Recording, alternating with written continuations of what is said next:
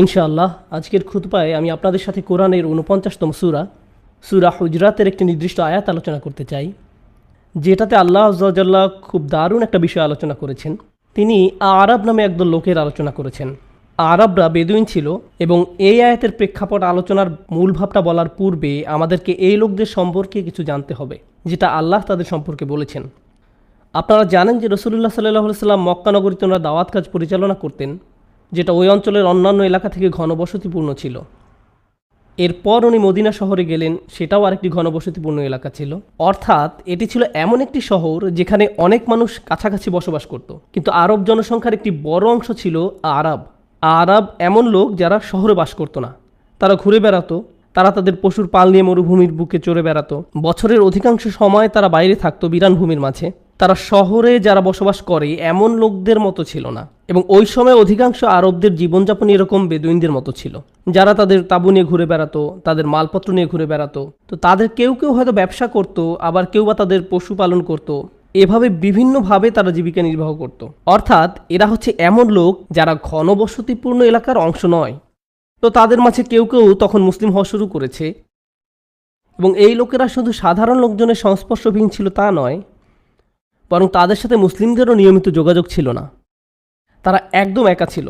যদিও তারা মুসলিম ছিল, কিন্তু ইসলাম সম্পর্কে তারা খুব কমই জানত।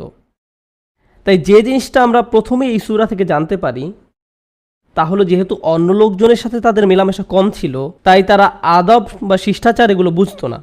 আপনারা জানেন যে এরকম হয়, যারা হয়তো শহরে বা লোকালয়ে বাস করে না, তারা জানে না কিভাবে অন্যদের সাথে চলাফেরা করা উচিত। তাই এই লোকেরা যখন রাসূলুল্লাহ সাল্লাল্লাহু আলাইহি ওয়াসাল্লামের কাছে এসে কিছু জিজ্ঞাসা করলো, আল্লাহ সূরা শুরুতেই তাদের বর্ণনা দিয়েছেন, ইন্নাল্লাযীনা ইউনাদুনাকা মিন ওয়ারাইল হুজুরাত আকসারুহুম লা ইয়াকিলুন। এই বেদুইনদের সম্পর্কে আল্লাহ বলছেন, তারা রাসূল সাল্লাল্লাহু আলাইহি ওয়াসাল্লামের বাড়ির কাছে এসেছে এবং তারা বাইরে দাঁড়িয়ে চিৎকার করে ওনার নাম ধরে ডাকছিল, এবং তারা ইয়া রাসূলুল্লাহ বলে ডাকেনি। এখানে আমাদেরকে বুঝতে হবে, রাসূল সাল্লাল্লাহু আলাইহি ওয়াসাল্লামকে ওনার পরিবারের সদস্যরাও নাম ধরে ডাকতেন না। ওনারা রাসূল সাল্লাল্লাহু আলাইহি ওয়াসাল্লামকে রাসূলুল্লাহ বলে ডাকতেন। ওনার চাচা ওনার নাম ধরে ডাকতেন না। ওনার সবচেয়ে ভালো বন্ধু ওনার নাম ধরে ডাকতেন না। আশেপাশের সবাই ওনাকে ওনার উপাধি রাসূলুল্লাহ বলে ডাকতেন। এটা রাসূল সাল্লাল্লাহু আলাইহি ওয়াসাল্লামের প্রতি সম্মানেরই অংশ ছিল। কিন্তু এই বেদুইনরা আসলো এবং বলল, ইয়া মুহাম্মদ উখরুজ আলাইনা, মুহাম্মদ বের হও, তোমার সাথে আমাদের কথা আছে। এবং আল্লাহ সুবহানাহু ওয়া তাআলার কাছে এটা খুবই অশোভনীয় ছিল। যদিও এটা একটা ভুল ছিল, এবং আল্লাহ প্রথমে তাদেরকে একটা অজুহাত দিলেন, তাদের অনেকেই এটা বুঝবে না। এবং তাদের পূর্বাপর চিন্তা করলে আপনি বুঝতে পারবেন, কেননা তারা রাসূল সাল্লাল্লাহু আলাইহি ওয়াসাল্লামের সাহচর্যে খুব একটা ছিল না, তারা সাহাবাদের সাহচর্যেও খুব একটা ছিল না, তারা প্রশিক্ষিত ছিল না, শিক্ষিত ছিল না যেভাবে অন্য মুসলিমরা শিক্ষিত ছিল। তাই আবু বকর সিদ্দিক রাদিয়াল্লাহু তাআলা আনহুর কাছ থেকে যে ব্যবহার আশা করা যায়, উসমান রাদিয়াল্লাহু তাআলা আনহুর কাছ থেকে যে ব্যবহার আশা করা যায়, তাদের কাছ থেকে তা আশা করা যায় না। এখন আল্লাহ আবার ওদেরকে শেখানোর সিদ্ধান্ত নিলেন। আল্লাহ বলছেন, তারা যদি আপনি বের হয়ে এসে তাদের সাথে কথা বলা পর্যন্ত ধৈর্যশীল হতো, তাহলে ওটা তাদের জন্য ভালো হতো। তাদের এত অধৈর্যশীল হয়ে এভাবে চিৎকার করে রাসূলুল্লাহ সাল্লাল্লাহু আলাইহি ওয়াসাল্লামের ঘরের বাইরে ডাকাডাকি করা উচিত হয়নি। আমি আপনাদেরকে এই ঘটনার আরেকটু অল্প বিস্তর ভূমিকা দিতে চাই আপনাদের জানার জন্য। রাসূল সাল্লাল্লাহু আলাইহি ওয়াসাল্লামের সময়ে ওইখানে নানা ধরনের মুসলিম ছিল, এবং এটার সাথে তাদের অন্তরে কতটুকু ঈমান ছিল তার কোনো সম্পর্ক নেই, কিংবা তারা কতটুকু বেশি ভালো বা কম ভালো ছিল তারও কোনো সম্পর্ক নেই। এটা আসলে বলছে যে তারা কতটুকু ইসলাম সম্পর্কে জানে তার উপরে। এই বেদুইনদের রাসূল সাল্লাল্লাহু আলাইহি ওয়াসাল্লাম বা ওনার সাহাবীদের সাথে খুব বেশি সময় কাটানোর সুযোগ হয়নি, কিন্তু তা সত্ত্বেও তারা মুসলিম। আসল ব্যাপার হচ্ছে, যেহেতু তারা কম জানতো এবং তারা খুব কমই ইসলামকে চিনেছে, তাই তারা ওই মুসলিম সমাজের অংশ হতে পারেনি যারা প্রতিনিয়ত উন্নতি করছে, বেড়ে উঠছে, ইসলাম সম্পর্কে আরও জানছে, তাদের ইসলামের সাথে সম্পর্কটা আরও শক্ত হচ্ছে, তারা উম্মাহ হিসাবে আরও শক্তিশালী হচ্ছে। তাই সময়ের সাথে যেটা হলো সেটা হচ্ছে, তারা যে অল্পটুকু জানতো তাতেই তারা খুশি ছিল, এবং এটাই ভয়ঙ্কর, যখন আপনি অল্প জানেন এবং তাতেই খুশি থাকেন। এই সমস্যাটাই আমি আজকে যে আয়াতটা আলোচনা করতে চাই তাতে আলোকপাত করা হয়েছে। ক্বালাতিল আ'রাবু আমান্না, বেদুইনরা আসলো আর বলল, আমাদের ঈমান আছে, আমরা বিশ্বাস করি। তারা শুধু এটা বলেনি যে তারা মুসলিম, তারা বলল আমাদের ঈমান আছে। এখন যেই মুসলিমরা রাসূল সাল্লাল্লাহু আলাইহি ওয়াসাল্লামের সাহচর্যে সবসময় থাকছে, তারা জানেন যে প্রকৃতপক্ষে এটা বলা যে আমরা বিশ্বাস করি, এর সাথে আরো অনেক দায়িত্ব জড়িত। যখন কেউ বলে আমি ঈমান এনেছি, আমি বিশ্বাস করেছি, এটার অর্থ আসলে আমি আমার পুরো জীবন ধারাটাই পরিবর্তন করে ফেলেছি। কিভাবে আমি ঘুমাই, কিভাবে জেগে উঠি, কিভাবে খাই, কিভাবে পান করি, কিভাবে চিন্তা করি, আমার জীবনের লক্ষ্য কি, আমার জীবনের সব জিনিস পরিবর্তিত হবে। একটি কারণটি হলো আমি বিশ্বাস করি। এটা কোনো সাধারণ ব্যাপার নয়, কিন্তু ওই বেদুইনদের মতে এটা খুবই সাধারণ ছিল। এখানে একজন আল্লাহ আছে, এই ব্যক্তি তার রসুল, আর আমরা তার কথা বিশ্বাস করি, যেটা তার কাছে এসেছে, যেটাকে কুরআন বলে। ঠিক আছে, ভালো, আমি গ্রহণ করলাম। এটা তাদের জন্য একটা অতি সাধারণ ব্যাপার ছিল। এটার জন্য তাদের নিজেদেরও একেবারে রূপান্তর করার প্রয়োজন ছিল না। তাই তারা বলল আমান্না, আমরা ঈমান আনলাম। ভালো, কিন্তু আল্লাহ আযজা ওয়া জাল্লা তাদেরকে শুধরে দিলেন আর বললেন কুল লাম তুমিনু।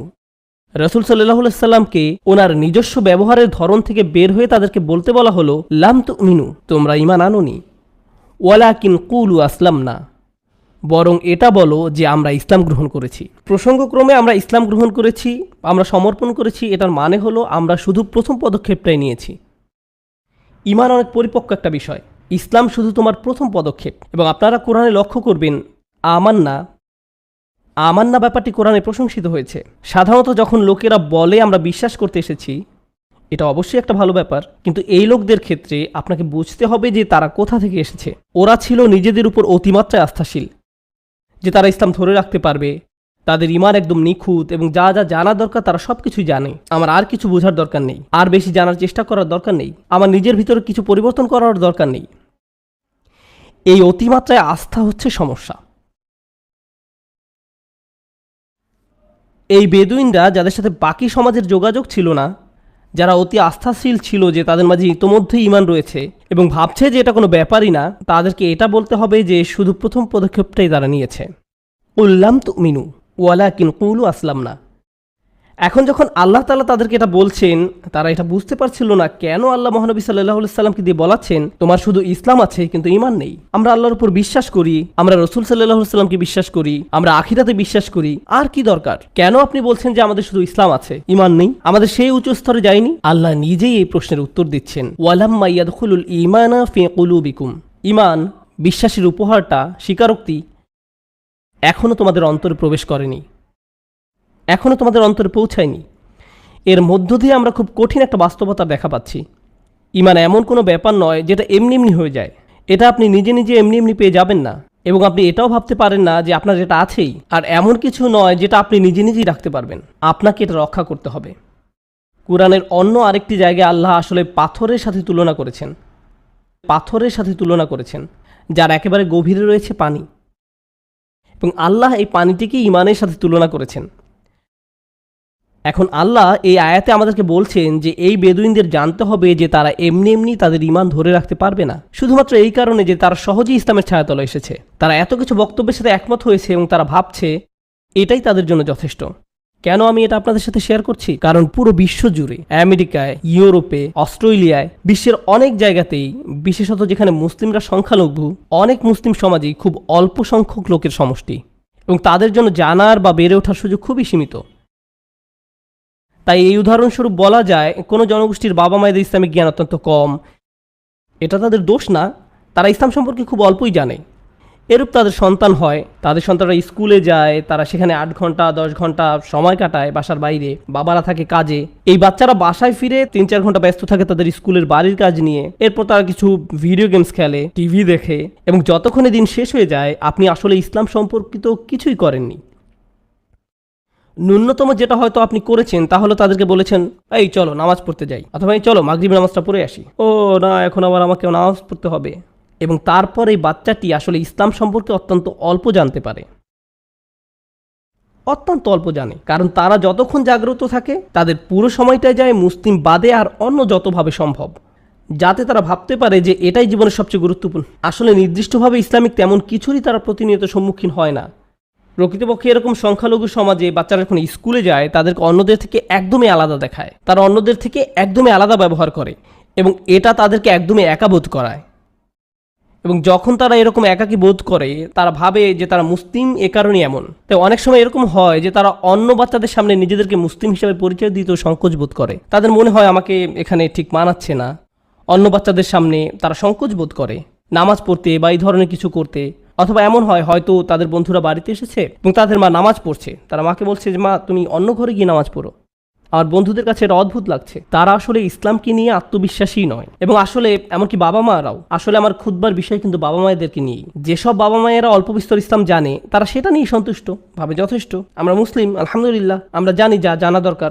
সবকিছু ঠিকঠাক, সবকিছু ততক্ষণ পর্যন্ত ঠিকঠাক যতক্ষণ আপনার সন্তান 16 বছর বা 18 বছরে পা দেয়। যখন সেই বাচ্চাটা 18 বছর বা 20 বছরে পা দেয়, সে সন্তানই বলে আমি নামাজ পড়ার কোনো কারণ দেখতে পাই না, আমি দেখি না, তোমরা মুসলিম ভালো, কিন্তু এটা আমার জন্য নয়, কিন্তু এটা আমার জন্য নয়।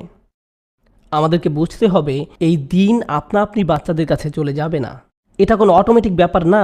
শুধুমাত্র আপনি মুসলিম, আপনি নামাজ পড়েন, আপনি কোরআন পড়েন এবং আপনি আপনার সন্তানকে নামাজ পড়তে বলেন, এসব এটা নিশ্চয়তা দেয় না যে ঈমান তাদের অন্তরে প্রবেশ করবে। আসল ব্যাপার হলো এটা তখনই তাদের অন্তরে প্রবেশ করবে যখন আপনি আপনার নিজের অন্তরে প্রবেশ করানোর জন্য যথেষ্ট চেষ্টা করবেন। ইসলাম যদি আপনার জন্য কোনো সাধারণ ব্যাপার হয়ে যায়, ঠিক আছে, আলহামদুলিল্লাহ যে আপনি সময় বের করে জুমা পড়তে এসেছেন। আল্লাহ আমাদের সকলের ইবাদত কবুল করুন এবং আমাদের সকল প্রচেষ্টা কবুল করুন।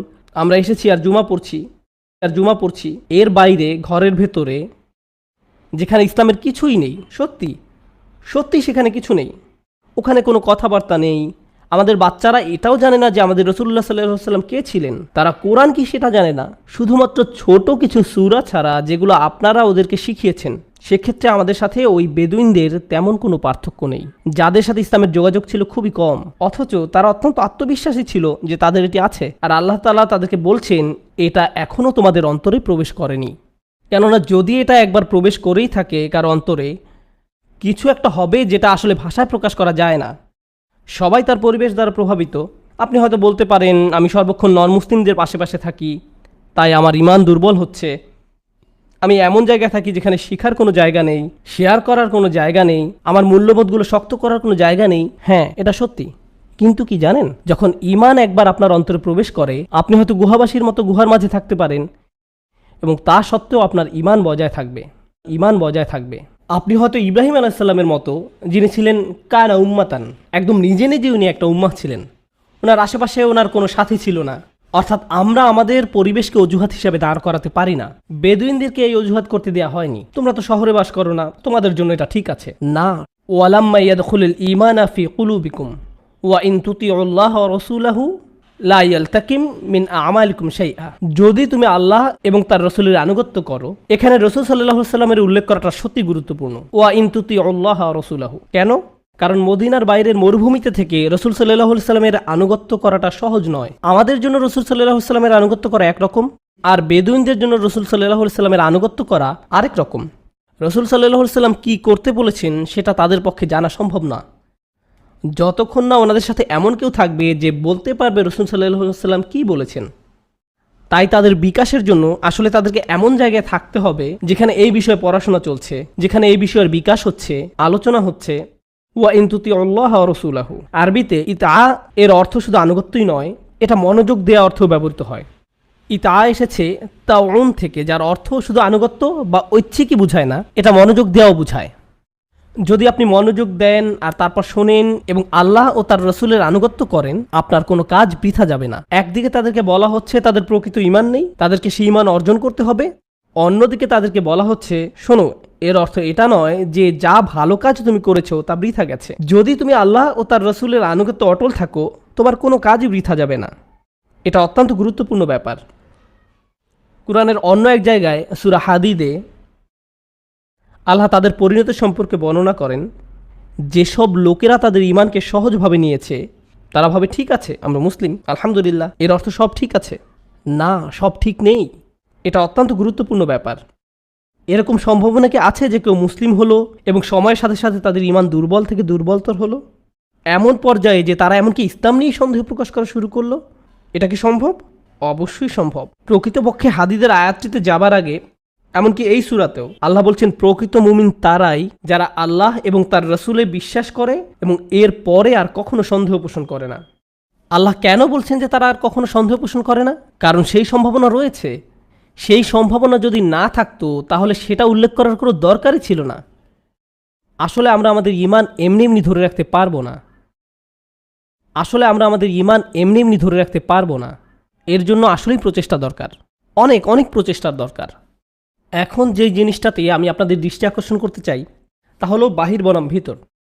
এটি এই আয়াতের সবচেয়ে গভীর শিক্ষা, যা বেদুইনদের জন্য শিক্ষা ছিল। বাহির বনাম ভেতর। যখন আপনি নামাজ পড়ছেন তখন এটি একটি বাইরে দৃশ্যমান কাজ, যখন আপনি ওযু করছেন সেটিও বাইরে দৃশ্যমান একটি কাজ, যখন আপনি কোরআন পড়ছেন সেটিও বাইরে দৃশ্যমান একটি কাজ। এইগুলো সেই ধরনের কাজ যেগুলো অন্যরা দেখতে পারে। যখন আপনি নামাজ পড়ছেন আমি বলতে পারছি যে আপনি নামাজ পড়ছেন, কিন্তু এই সময় অন্য কিছু একটা ঘটতে পারে আপনার ভেতরে। কেউ হয়তো নামাজ পড়ছে কিন্তু তার চিন্তা আসলে অন্য কোনো জায়গায়। কেউ হয়তো কোরআন পড়ছে কিন্তু তারা কি পড়ছে তাতে তাদের মনোযোগ নেই। বুঝতে পেরেছেন? আল্লাহ আমাদের ভিতরে যে পরিবর্তন হচ্ছে সেটা দেখতে চান। ওয়ালাম্মা ইয়াদখুলুল ঈমানা ফি কুলুবিকুম, ঈমান তোমাদের অন্তরে প্রবেশ করেনি। একদম হৃদয়ের গভীরে আপনি কি চিন্তা করেন, আপনার জীবনের লক্ষ্য কি, আপনি টাকা রোজগার করছেন কেন, আপনি কাজ কেন করছেন, আপনার সন্তানদেরকে নিয়ে আপনার পরিকল্পনা কি, আপনার নিজের জীবনের উদ্দেশ্য কি, আপনি অস্তিত্বের কারণ কি। প্রত্যেকের আর্থিক লক্ষ্য আছে। আপনি ভাবেন যে এই পরিমাণ অর্থ আমি এই বছর উপার্জন করব, এত পরিমাণ সঞ্চয় করতে চাই, ওই জায়গায় আমি জমি কিনতে চাই, এই পরিমাণ অর্থ আমাকে পরিশোধ করতে হবে। এই প্ল্যানগুলো আপনার মাথায় থাকে, কিন্তু আল্লাহকে নিয়ে আপনার লক্ষ্যগুলো কোথায়? এই প্রশ্নটাই আমি আমাকে করি এবং আপনাদের নিজেদেরকেও করা দরকার। এবং আপনার অর্থ, গাড়ি, স্কুল, বিয়ে, এসব সকল বিষয় নিয়ে আপনার মনে যেই চিন্তা আছে সেগুলো আপনার হৃদয়ে জায়গা করে ফেলে। আপনি সব সময় সেগুলো নিয়ে চিন্তা করেন। আপনি যখন গাড়ি চালান আপনি তখন চিন্তা করেন, বাসায় বসে থাকলে আপনি সেগুলো নিয়ে চিন্তা করেন। এর অর্থ এই জিনিসগুলোতে আপনার অন্তর পরিপূর্ণ হয়ে গেছে। আল্লাহ নিজের জন্য সেই জায়গাটি চান। আল্লাহ বলছেন না যে আপনি সেই চিন্তাগুলো করবেন না, কিন্তু এ সব কিছুর মাঝে আল্লাহর স্থানটি কোথায়? আমি আল্লাহর জন্য কি করছি? আমি আল্লাহর জন্য কি করছি? অন্যান্য ধর্মে সর্বত্র এটাই এখন দুনিয়ার চিত্র। আর সমাজবিজ্ঞানে এই জিনিসটা নিয়ে সবসময় বলেন যে এখন কিভাবে প্রধানমন্ত্রী খ্রিস্টান, হিন্দু, বৌদ্ধ, ইহুদি, এমনকি মুসলিমরাও তারা তাদের ধর্মকে খুব সহজভাবে নেয়। এটা এমন জিনিস যেটা তাদের বাবা মা তাদেরকে উত্তরাধিকার সূত্রে দেয়। তাই বেশিরভাগ সন্তান যারা আজকাল বড় হচ্ছে ধার্মিক হচ্ছে না, কারণ এটা শুধু তাদের বাবা মার একটি সংস্কৃতি। তারা এটাকে নিজেরা বিশ্বাস করে এমনভাবে দেখে না, তারা এটাকে দেখে তাদের সংস্কৃতি হিসাবে। যেমন ধরুন, আপনি একভাবে কাপড় পরেন, সেটা আপনার সংস্কৃতির অংশ। আপনি এক ধরনের খাবার খান, সেটা আপনার সংস্কৃতির অংশ। আমাদের সংস্কৃতিতে আমরা এইভাবে প্রার্থনা করি, আমাদের সংস্কৃতিতে এই ধরনের প্রথা আছে, এই ধরনের ঈদ বা এই ধরনের উৎসব আছে। এগুলো শুধুই সাংস্কৃতিক ব্যাপার। তারা কিন্তু বিরিয়ানি বা বাখলাবা খায় না, তারা পিৎজা খায়, তারা বার্গার খায়। তারা আমাদের থেকে ভিন্ন। তাই তারা যখন পুরাতন সংস্কৃতি থেকে বের হয়ে যায়, অনেকেই সাথে সাথে পুরাতন ধর্ম থেকেও বের হয়ে যায়। এটা শেষ, কারণ পুরো ধর্মটা তাদের কাছে শুধুই সংস্কৃতি ছিল। এটা তাদের কাছে শুধু কতগুলো বাহ্যিক নিয়ম কানুনের সমষ্টি ছিল মাত্র। অন্তরের ভেতরে কি হচ্ছে তার সাথে ধর্মের কোনো যোগাযোগ নেই। এটা খুবই গুরুত্বপূর্ণ ব্যাপার, কারণ আপনি একটি পুরো মুসলিম প্রজন্ম ওইভাবে হারাতে পারেন। গত বছর আমি মেক্সিকোতে গিয়েছিলাম একদিনের জন্য, মেক্সিকো সিটিতে। আমি যখন সেখানে ছিলাম, যেটা বিশ্বের সবচেয়ে জনবহুল শহরগুলোর একটি, 38 মিলিয়ন লোকের বাস, আমার মোবাইলে হালাল দোকান খোঁজার অ্যাপস ছিল, যা দিয়ে আমি হালাল দোকান খুঁজছিলাম, কারণ সেখানে আমাকে আরও 6-7 ঘন্টা থাকতে হবে আমার স্ত্রী সহ। আমি 2টা রেস্টুরেন্ট পেলাম, তো আমরা একটা মরক্কান রেস্টুরেন্টে গেলাম। যাই হোক, আমরা গেলাম সেখানে। সেই মরক্কান ভাই এই রেস্টুরেন্টটি চালু করেন 1972 সালের দিকে। এটা তখন সেখানকার 2টা হালাল রেস্টুরেন্টের মাঝে একটা ছিল। এটি ছাড়া আরেকটা পাকিস্তানি রেস্টুরেন্ট আছে। তো আমরা কথা বলা শুরু করলাম। আমি প্রশ্ন করলাম, তুমি ব্যবসা করো কিভাবে, তোমার ক্রেতা কোথায়? পুরো শহরে যে জুমাটা হয় সেখানে মাত্র 2 থেকে 300 লোক আসে। মনে হয় 2টি মসজিদ আছে, সব মিলে 300 লোক হবে। এর মাঝে একটা মসজিদ হচ্ছে আবার একজন বয়স্কা মহিলার, যিনি মুসলিম হয়েছিলেন এবং তার বাড়িটা মসজিদ হিসাবে দান করে দিয়েছেন, এবং জুমার নামাজ সেখানেই হয়েছিল। আমি জিজ্ঞেস করলাম, এরাই কি সর্বমোট মুসলিম জনগোষ্ঠী? সে বলল, না, এরাই সব না। মূলত 1970 বা 80-র দিকে মেক্সিকো তার বর্ডার খুলে দিয়েছিল, কারণ তারা তাদের ইঞ্জিনিয়ারিংয়ে অনেক উন্নয়ন করতে চাচ্ছিল। তাই তারা তাদের বর্ডার খুলে দিয়েছিল। তখন সিরিয়া, জর্ডান, বাংলাদেশ, এরকম বিভিন্ন মুসলিম দেশ থেকে লোকজন আসলো সেখানে, লাখে লাখে লাখে লাখে। তারা বিভিন্ন ধরনের ইঞ্জিনিয়ারিং, মেকানিক্যাল, এই ধরনের টেকনিক্যাল কাজে সেখানে যোগ দিল। তো আমি জিজ্ঞেস করলাম, তারা সবাইকে আবার ফেরত গেছে? তারা সবাইকে আবার ফেরত চলে গেছে?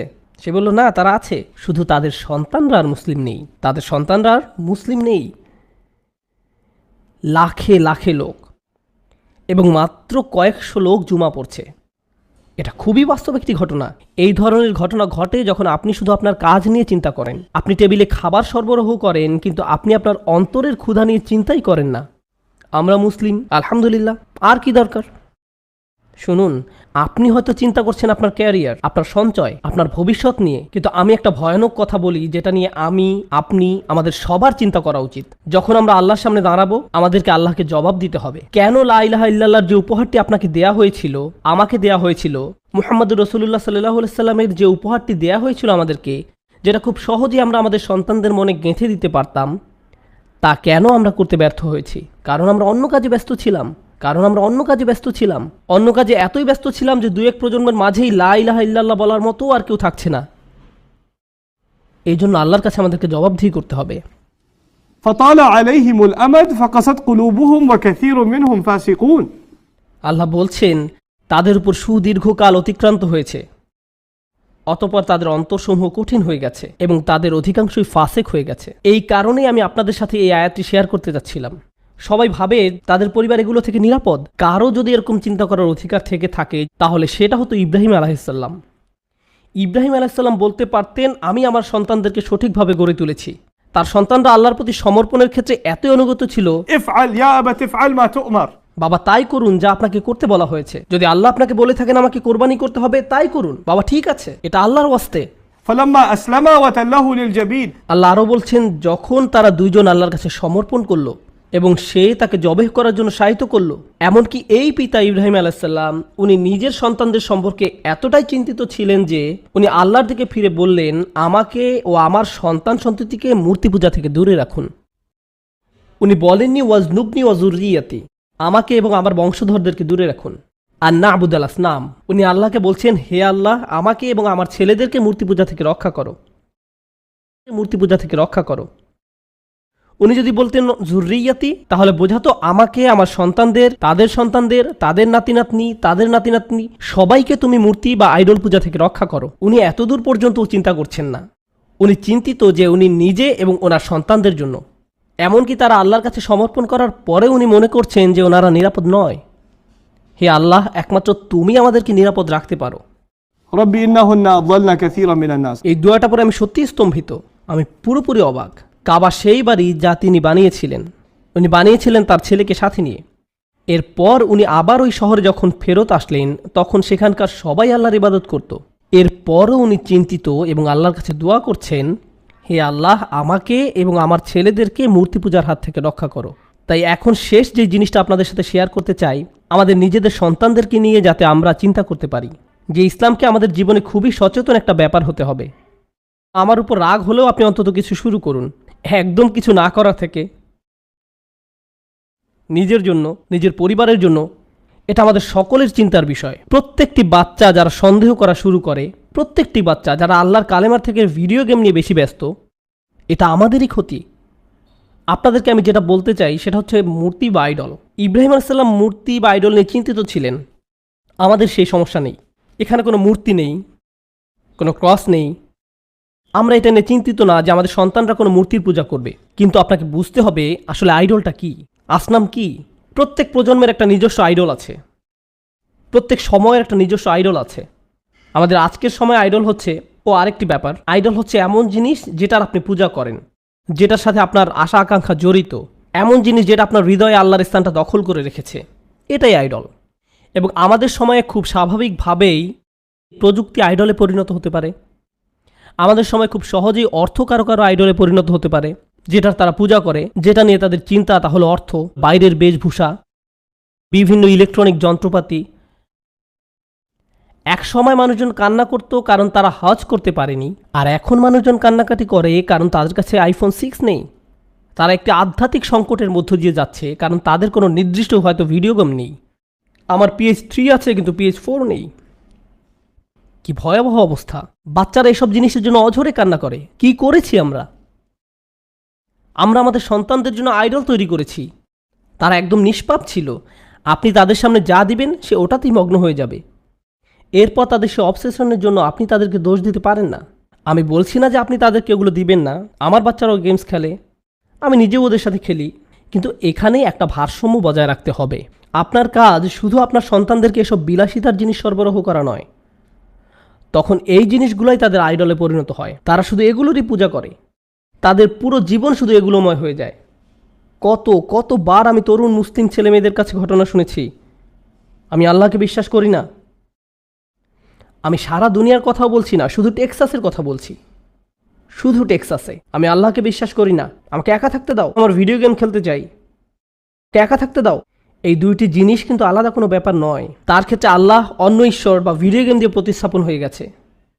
যখন আপনি দিনে 8 থেকে 10 ঘন্টা গেমস খেলছেন,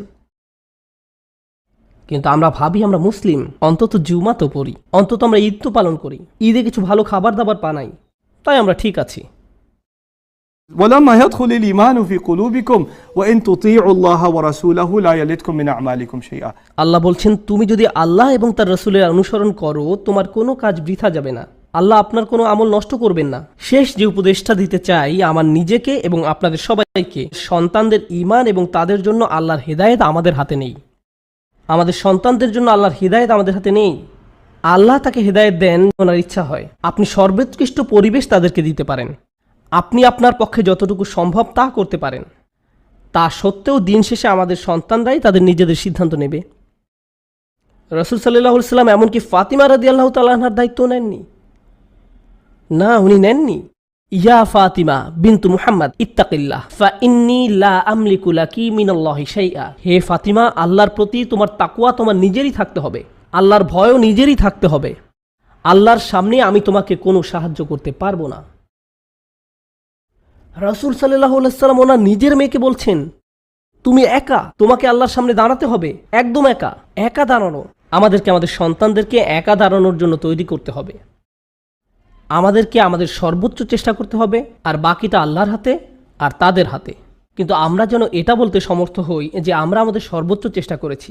আমার কথা হচ্ছে, আমরা আমাদের সর্বোচ্চ চেষ্টা করছি না। আমি আবারও বলছি, ওটা আমাদের হাতে নেই। তারা কীরকম হবে শেষ পর্যন্ত তা তাদেরই হাতে। কিন্তু আমাদের জন্য পিছনে ফিরে এটা বলতে না হয় যে আমরা সঠিক সুযোগটি দেইনি। বাস্তব জীবনে আমরা কিভাবে এই কাজটা শুরু করতে পারি? কিভাবে আপনি ইসলামকে আপনার পরিবারের সদস্যদের হৃদয়ে পৌঁছাবেন, আপনার নিজের অন্তরে এবং আপনার পরিবারের অন্তরে? আমাদেরকে আসলে যেটা করতে হবে সেটা হলো এই দিন সম্পর্কে আমাদের কথা বলতে হবে। আমাদেরকে আলোচনা করতে হবে আল্লাহকে নিয়ে, আমরা কেন মুসলিম তা নিয়ে, কোরআনের অর্থ নিয়ে, কেন এই দিন একদম সঠিক তা নিয়ে কথা বলতে হবে, কেন এই দিন এত সুন্দর তা নিয়ে। আপনি জানেন আপনার সন্তানরা স্কুলে যায়, তাদের ক্রিশ্চিয়ান বন্ধু আছে, তাদের ইয়াহুদি বন্ধু আছে, তাদের নন মুসলিম বন্ধু আছে, এবং তারা বাসায় আসে আর জিজ্ঞাসা করে, বাবা কেন আমরা ভাবি যে আমরাই একমাত্র সঠিক ধর্ম? আরও তো কত ধর্ম আছে। আর আপনি যখন এটা শোনেন আপনি বলেন, আস্তাগফিরুল্লাহ, তুমি এসব কি বলছো? না না না, কোনো প্রশ্ন করা যাবে না। আপনাকে জানতে হবে কেমন করে এসব ব্যাপারে কথা বলতে হয়। এটাই সুযোগ। আপনার সন্তান এই ধরনের প্রশ্ন করছে, এটা তো ভালো জিনিস, এটা খারাপ জিনিস নয়। এটা তখনই খারাপ ব্যাপার যখন আপনি সেই প্রশ্নের উত্তর দিচ্ছেন না। এবং আপনি যদি না জেনে থাকেন যে কিভাবে এইসব প্রশ্নের উত্তর দিতে হয়, তাহলে বরং আপনি নিজেই পড়াশোনা শুরু করুন, অন্য কেউ এসে তাদেরকে শেখাবে না। পিতামাতা ভাবে যে না না, তাদের সানডে স্কুলে দিয়ে দিলেই হবে, তারা সেখানেই সব জবাব শিখবে। না, আপনার সন্তানের কাছে সেটাই গুরুত্বপূর্ণ যেটা আপনার কাছে গুরুত্বপূর্ণ। অন্য কেউ আপনার এই সমস্যার সমাধান করতে পারবে না। এই সমস্যার সমাধান আপনি বাইরে থেকে আমদানি করতে পারবেন না। এটা আপনার সমস্যা, আপনার নিজেকে নিজের শিক্ষিত করতে হবে। বিশেষত এই ধরনের ছোট কমিউনিটির জন্য, যেখানে আপনার চারপাশে শুধু নন মুসলিম থাকে। তাই এতে আশ্চর্যের কিছু নেই যে আপনি প্রতিনিয়ত প্রশ্নের সম্মুখীন হবেন। আপনি সব ধরনের প্রশ্নের সম্মুখীন হবেন সব সময়, কারণ আপনি মুসলিম। এর কোনো থামাথামি নেই, কোনো শেষ নেই। আপনার কিভাবে সেই প্রশ্নের জবাব দেওয়া উচিত যার জবাব আপনি নিজেই জানেন না?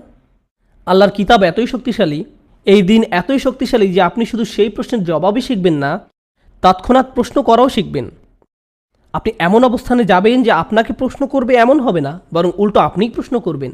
আপনি বলবেন, আমরা যা করি তার অর্থ নেই, আমার ধর্ম অর্থহীন, তাহলে এটা কি, তাহলে এটা কি, ওইটা কি, এগুলো তোমার কাছে কি অর্থ বহন করে, এটা কি তোমার কাছে অর্থপূর্ণ? আমরা নিজেরা সবসময় ডিফেন্সিভ থাকি, এটা প্রমাণ করি যে আমাদের প্রকৃতপক্ষে সেই ইমানটা নেই যেটা আমাদের থাকা উচিত। একবার যদি ইমানের সৌন্দর্য স্বাদ অনুভব করতে পারেন, আপনি তখন অন্যদের সাথে সেটা শেয়ার করতে চাইবেন। আমরা আমাদের সন্তান এবং নিজেদের এইরকম বিরান এলাকায় আমাদের দিনের প্রতিনিধি হিসেবে উপস্থাপন করতে চাই। আমি এখান দিয়ে গাড়ি চালিয়ে আসছিলাম ডালাস থেকে, কিন্তু আমি যখন এখানে আসছিলাম আমি ভাবছিলাম, এটা কেমন জায়গা, কোথাও কিছু নেই, শুধু খালি জায়গা পড়ে আছে বিস্তীর্ণ এলাকা জুড়ে। এবং এর মাঝেও আল্লাহ সিদ্ধান্ত নিয়েছেন যে আপনারা এখানে থাকবেন। লা ইলাহা ইল্লাল্লাহ বলে এমন লোক এখানে থাকবে। জানেন এর মানে কি? এই পুরো এলাকায় যদি ইসলাম সম্পর্কে কেউ না জেনে থাকে, তাহলে সেটা দায় আপনার সন্তানদের। আল্লাহ আমাদের এই জায়গায় কোনো কারণ সহই পাঠিয়েছেন। চাকরি আপনাকে আল্লাহ যে কোনো জায়গায় দিতে পারতেন। অর্থ আল্লাহর জন্য সেটা সহজ, কোনো সমস্যাই নয়। আল্লাহ মানুষকে কোনো জায়গায় সেটেল করেন কোনো নির্দিষ্ট কারণে। আল্লাহ মানুষকে কোনো জায়গায় সেটেল করেন অবশ্যই নির্দিষ্ট কোনো কারণে। আপনি এখানে আছেন কারণ দুনিয়ার এই জায়গাটাতে লা ইলাহা ইল্লাল্লাহ প্রয়োজন আছে, এই জায়গার সেটা দরকার আছে। এটা অন্য কোথাও থেকে ডাউনলোড হবে না, এটা আপনার থেকে আসবে, এটা আপনার থেকে আসবে, আপনার সন্তানদের থেকে আসবে। তাই আমাদেরকে এই দায়িত্ব নিতে হবে। আল্লাহ আমাদেরকে কাজ দিয়েছেন, আমাদেরকে স্বাস্থ্য দিয়েছেন, আমাদেরকে সুযোগ দিয়েছেন, আমাদেরকে এত এত রিজিক দিয়েছেন, আমাদেরকে শিক্ষা দিয়েছেন। এখন সময় হলো আপনার আল্লাহর দ্বীনকে কিছু দেবার। প্রথমে নিজের পরিবারকে শক্ত করুন এবং এরপর এমন ব্যক্তি হন যে এই দিনকে নিজের আশেপাশের লোকদের কাছে শেয়ার করে। আমি দোয়া করি যে আমরা সবাই এই বিষয়ে গুরুত্ব সম্পর্কে তাগিদ এবং আমাদের দায়িত্ব অনুভব করি এবং আমরা কেউ এমন ব্যক্তিতে পরিণত না হই যাদের কাছে ঈমান একটা ক্যাজুয়াল ব্যাপার, যাদেরকে বলতে হবে তোমার শুধু ইসলাম আছে, তোমরা এখনো ঈমানের স্বাদ অনুভব করনি। আমি আল্লাহর কাছে দোয়া করি যে উনি আমাদের সবাইকে সুযোগ দেন যেন আমরা ঈমানের স্বাদটা পাই। আল্লাহ আমাদের সেই ঈমান দিক এবং আমাদের সন্তানদের অন্তরে সেই ঈমান দিক এবং আমাদেরকে দায়িত্ববান অভিভাবক এবং কমিউনিটির দায়িত্ববান নেতায় পরিণত করুক। আমি দোয়া করি যে আল্লাহ আমাদের মুসলিমদের অন্তরকে একত্রিত করুন, যেন তারা শুধু শুক্রবার জুমাতেই মসজিদে একত্রিত না হয়, তারা তাদের বাসাতেও মিলিত হয় এবং তাদের সেই প্রত্যেকটি জমায়েত তাদেরকে আল্লাহ নিকটবর্তী করুক, আল্লাহ থেকে দূরে নয়। আমি দোয়া করি যে মুসলিমদের এই মিলন তাদের ভ্রাতৃত্ববোধকে শক্ত করুক, তাদের দিন বোঝাকে শক্ত করবে, তাদের পারস্পরিক ভালোবাসা বৃদ্ধি করবে, বাচ্চাদের অভিভাবকরা সকল অভিভাবকরা নিজেরা বন্ধুত্ব করবে এবং তাদের বাচ্চারাও নিজের একে অপরের সাথে বন্ধু হবে। এভাবে আমাদের সন্তানরাও মুসলিম বন্ধুদের মাঝে বড় হবে যাদের উপর তারা বিশ্বাস করবে। এটা আমাদের বাচ্চাদের জন্য খুবই গুরুত্বপূর্ণ। আমি এই সব জিনিসগুলো এই কমিউনিটির জন্য দোয়া করি। আল্লাহ এই কমিউনিটিকে রক্ষা করুক এবং কমিউনিটির প্রত্যেকের রিজিকে বারাকা দান করুন। আমিন। বারাকাল্লাহু লি ওয়া লাকুম। আসসালামু আলাইকুম ওয়া রাহমাতুল্লাহ।